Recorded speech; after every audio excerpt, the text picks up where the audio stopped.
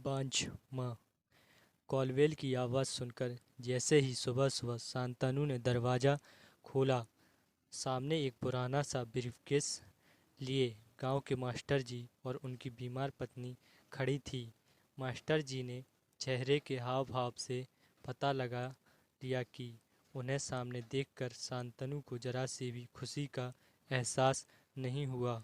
जरा जबरदस्ती चेहरे पर मुस्कुराहट लाने की कोशिश करते हुए बोला, अरे सर, आप दोनों बिना कुछ बताए अचानक से चले आए। अंदर आइए। मास्टर साहब ब्रीफकेस उठाए अंदर आते हुए बोले, हाँ बेटा, अचानक से ही आना पड़ा।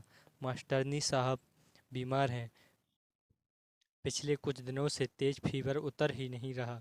काफ़ी कमज़ोर भी हो गई हैं। गांव के डॉक्टर ने एम्स दिल्ली में अविलंब दिखाने की सलाह दी।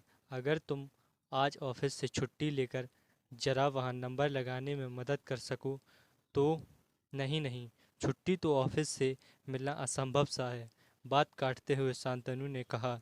हालांकि अगले सप्ताह शांतनु के ससुराल से सास ससुर और साली आने वाले थे, तो अभी से एक सप्ताह की छुट्टी के लिए सारी तैयारी हो चुकी थी। थोड़ी देर में प्रिया ने भी अनमने ढंग से 2 कप चाय और कुछ बिस्कुट उन दोनों बुजुर्गों के सामने टेबल पर रख दिए।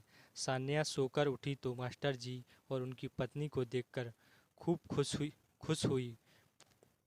दादू दादी बोलकर उनसे लिपट गई। दरअसल 6 महीने पहले जब शांतनु एक सप्ताह के लिए गांव गया था, तो सान्या ज़्यादातर मास्टर जी के घर पर ही खेलती थी। मास्टर जी ने संतान थे और उनका छोटा सा घर शांतनु के गांव के बिल्कुल सटा था। बूढ़े मास्टर साहब खूब सान्या के साथ खेलते और मास्टरनी साहिबा बूढ़ी होने के बावजूद दिन भर कुछ न कुछ बनाकर सान्या को खिलाती रहती थी। बच्चे के साथ वो दोनों भी बच्चे बन गए थे। गांव से दिल्ली वापस लौटते वक्त सान्या खूब रोई। उनके अपने दादा दादी तो नहीं थे। मास्टर जी और मास्टरनी जी में ही सान्या दादा दादी को देखती थी। जाते वक्त शांतनु ने घर का पता देते हुए कहा कि कभी भी दिल्ली आएं तो हमारे घर जरूर आएं, बहुत अच्छा लगेगा। दोनों बुजुर्गों की आंखों से सान्या को जाते देख आंसू गिर रहे थे और जी भर भर कर आशीर्वाद दे रहे थे। कुल्ला करने जैसे ही मास्टर जी बेसिन के पास आए, प्रिया की आवाज़ सुनाई दी, क्या ज़रूरत थी तुम्हें इनको अपना पता देने की? दोपहर में मेरी सहेलियां आती हैं, उन्हें क्या जवाब दूंगी? और सान्या को अंदर ले आओ, कहीं बीमार बुढ़िया मास्टरनी की गोद में बीमार ना पड़ जाए। शांतनु ने कहा, मुझे क्या पता था कि सच में आ जाएंगे। रुको, किसी तरह इन्हें यहाँ से टरकाता हूँ। दोनों बुजुर्ग यात्रा से थके हारे और भूखे आए थे। सोचा था बड़े इत्मीनान से शांतनु के घर चलकर सबके साथ आराम से नाश्ता करेंगे। इस कारण उन्होंने कुछ खाया पिया भी ना था। आखिर बचपन में कितनी बार शांतनु ने भी तो हमारे घर खाना खाया है। उन्होंने जैसे अधिकार से उसे अपनी पसंद के घी के आलू पराठे खिलाते थे। इतना बड़ा आदमी बन जाने के बाद भी शांतनु उन्हें वैसे ही पराठे खिलाएगा।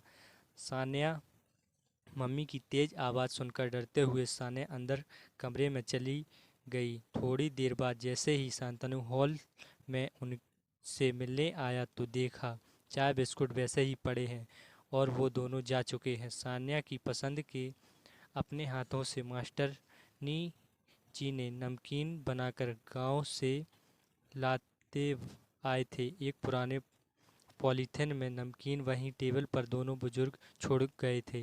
पहली बार दिल्ली आए दोनों बुजुर्ग किसी तरह टैक्सी से एम्स पहुंचे और भारी भीड़ के बीच थोड़ा सुस्ताने एक जगह जमीन पर बैठ गए। तभी उनके पास एक काला सा आदमी आया और उनके गांव का नाम बताते हुए पूछा, आप मास्टर जी और मास्टरनी जी हैं ना? मुझे नहीं पहचाना, मैं कल्लू आपने मुझे पढ़ाया है। मास्टर जी को याद आया, ये बटेसर हरिजन का लड़का कल्लू है। बटेसर नाली और मैला साफ करने का काम करता था। कल्लू को हरिजन होने के कारण स्कूल में आने पर गांव वालों को एतराज़ था, इसलिए मास्टर साहब शाम में 1 घंटे कल्लू को चुपचाप उसके घर पढ़ा आया करते थे। मैं इस अस्पताल में चतुर्थ वर्गीय कर्मचारी हूँ। साफ सफाई से लेकर पोस्टमार्टम रूम की सारी जिम्मेवारी मेरी है। फिर तुरंत उनका ब्रीफकेस सर पर उठाकर अपने एक रूम वाले छोटे से क्वार्टर में ले आया। रास्ते में अपने साथ काम करने वाले लड़कों को खुशी खुशी बता रहा था, मेरे रिश्तेदार आए हैं, मैं इन्हें घर पहुंचाकर अभी आता हूं। घर पहुंचते ही पत्नी को सारी बात बताई। पत्नी ने भी खुशी खुशी तुरंत दोनों के पैर छुए। फिर सब मिलकर एक साथ गरम गरम नाश्ता किए। फिर कल्लू की बीवी ने अपनी छोटी सी बेटी को मास्टरनी साहिब की गोद में बिठा दिया। बच्ची उन बुजुर्गों के साथ खेलने लगी। कल्लू बोला, आप लोग आराम करें, आज मैं जो कुछ भी हूँ आपकी बदौलत हूँ।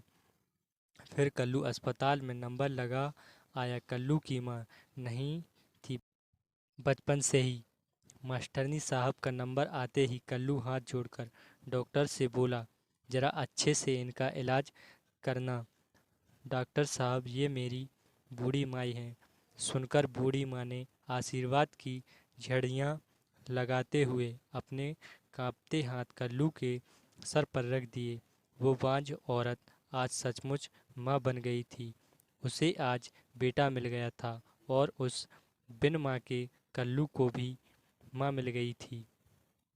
हेलो दोस्तों, तो कैसी लगी आप सबको ये स्टोरी? अगर स्टोरी अच्छी लगी हो तो प्लीज़ चैनल को सब्सक्राइब करें और वीडियो को लाइक करें।